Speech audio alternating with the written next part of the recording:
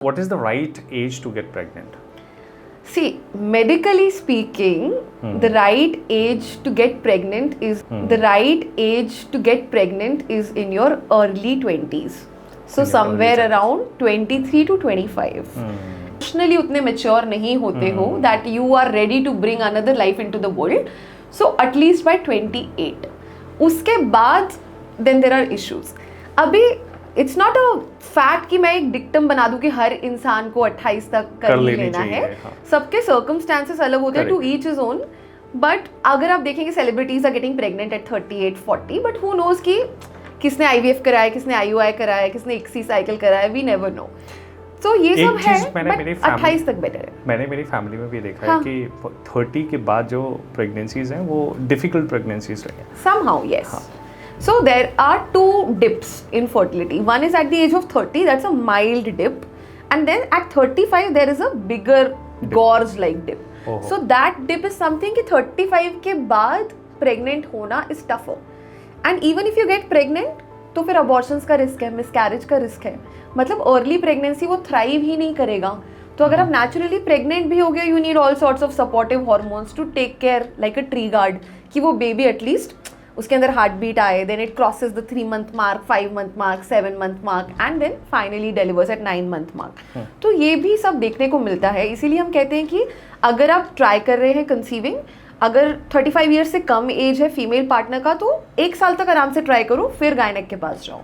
But अगर 35 के ऊपर हो गए हो तो 6 months तक ट्राई करो and then at least seek a fertility check कि गलत क्या है. When you will know what is wrong, तभी तो आप उसको केटर कर पाओगे.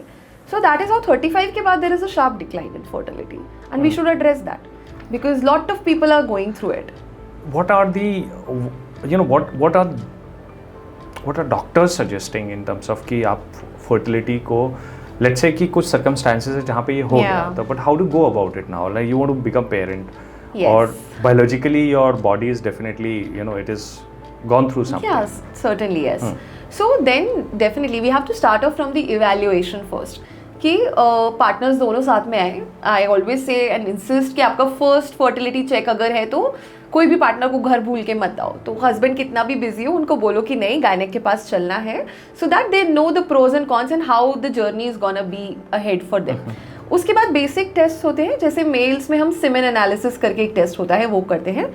It tells you about the sperm health. हम उस पर शायद बाद में आएंगे. हम डिस्कस करना चाहेंगे कि सिर्फ काउंट एक चीज़ नहीं है, क्वांटिटी के अलावा क्वालिटी पे भी बहुत फोकस करना है. ठीक है, बट मेल्स में ज़्यादा कुछ टेस्ट नहीं होते. उनमें सबसे पहले एक सीमेन एनालिसिस हम करके देखते हैं. That's one thing. Now when it comes to the female partner, so आपकी बॉडी में फर्टिलिटी के लिए क्या चीज़ें ज़रूरी हैं? सबसे पहले ओवरीज ज़रूरी हैं, that make eggs. Then you need fallopian tubes, which are the tubes which connect the ovary with the uterus. So they are like a passageway. उसमें अगर कहीं चेक नाका पे ब्लॉक है तो फिर आपका जो एग है वो यूट्रस तक नहीं पहुंचेगा. सो ब्लॉकेज हमको देखना है. Then comes the uterus, that is जिसको हम गर्भाशय बोलते हैं हिंदी में. उसमें लाइनिंग कैसी है, वो कंड्यूसिव है बेबी के लिए कि नहीं. जैसे कभी कभार क्या होता है, स्पर्म और ओवम मिल जाते हैं बट वो एम्ब्रियो बनने के बाद it doesn't adhere to the lining, उस पर आके चिपकता नहीं है, just gets flushed off. So वो ऐसा लगता है कि जस्ट पीरियड्स हुआ है, बट टेस्ट करो तो कभी कभार पॉजिटिव आता है. तो यूट्रस की लाइनिंग देखना जरूरी है. ऑन टॉप ऑफ इट कोई इन्फेक्शंस तो नहीं है, कोई हॉर्मोन्स का इशू तो नहीं है, PCOS तो नहीं है, थायराइड इश्यूज तो नहीं है. ये बेसिक टेस्टिंग होती है. So basically it comprises of a blood test and then it comprises of an internal examination which a gynaecologist can do and then maybe an ultrasonography. So ये basic चीज़ों से आपको ये पता चल जाएगा कि प्रॉब्लम है कहाँ, and then you can tackle it accordingly.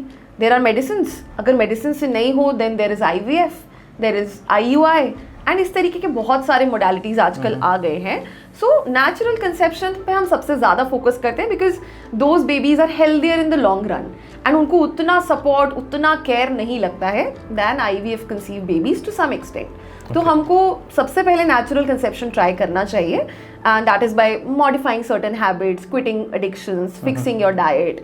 सो ये सब करके भी काफ़ी लोग कंसीव कर जाते हैं, क्योंकि कुछ लोगों को यही नहीं मालूम होता कि what is the right window, fertile window to have an intercourse. That is one. और व्हाट इज द फ्रीक्वेंसी. हाँ, तो उस चक्कर में काफ़ी लोग मिस आउट कर जाते हैं. तो कभी कभार सिंपल इंटरैक्शन से आधी प्रॉब्लम सॉल्व हो जाती है. नहीं तो होती तो फिर we have advance techniques to help you out with that. But it's a gradual process and earlier you come the better. तो आप बहुत लेट करके आओ कि अब हमने सब ट्राई कर लिया है, 2 साल 3 साल से हम ट्राई कर रहे हैं, तो फिर बहुत लेट हो जाता है. So it is not just the age. It's not just the age. So many तो other people factors. think कि बस हमको लेट शादी इसलिए नहीं करनी है क्योंकि हमको बच्चा होने में दिक्कत होगी. कभी कभार आपको 20s में भी दिक्कत हो सकती है. It's about your lifestyle, it's about your weight, your BMI, that is the body mass index. आपका हाइट और वेट का रेशो क्या है, आपको वेस्ट पे बहुत सारा फैट अगर जमा है, भले ही आपकी rest of the body lean frame भी हो, तो भी आपको इश्यूज हो सकते हैं. So a lot of these factors can play a role. And then comes your diet. If your diet is extremely high in ultra processed food, high carb, low protein diet, you will have troubles in your fertility. So ये सब भी fix करोगे ना, eat more of fresh fruits, salads, good kind of nuts, maybe switch from high gluten to a low gluten diet. So काफ़ी कुछ चीज़ें ठीक हो सकती हैं.